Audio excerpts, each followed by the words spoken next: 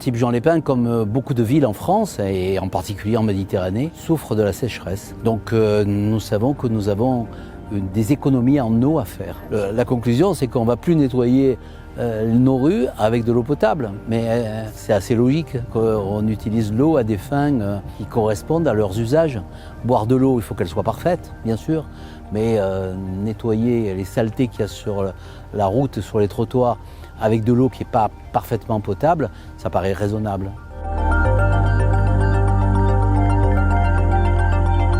On a fait un certain nombre de tests, et en particulier, comme on nettoie l'eau avec des jets pulsés, voir si l'eau qui remontait de ces jets pulsés avait une toxicité ou pas, un danger sanitaire.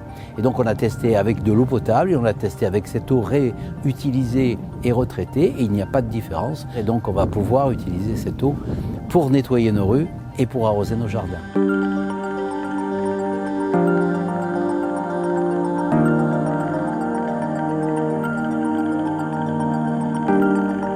Depuis 2006 maintenant, on arrose la totalité du parcours avec les eaux usées traitées. L'avantage que nous avons, c'est qu'on peut arroser le parcours toute l'année. On n'est soumis à aucune restriction d'eau. Et puis l'eau qui nous est livrée est une eau très riche, qui apporte énormément de potasse au parcours. Donc on utilise quasiment plus d'engrais depuis 18 ans, ce qui est aujourd'hui très écologique et énorme pour pouvoir avoir toute l'année le parcours aussi vert.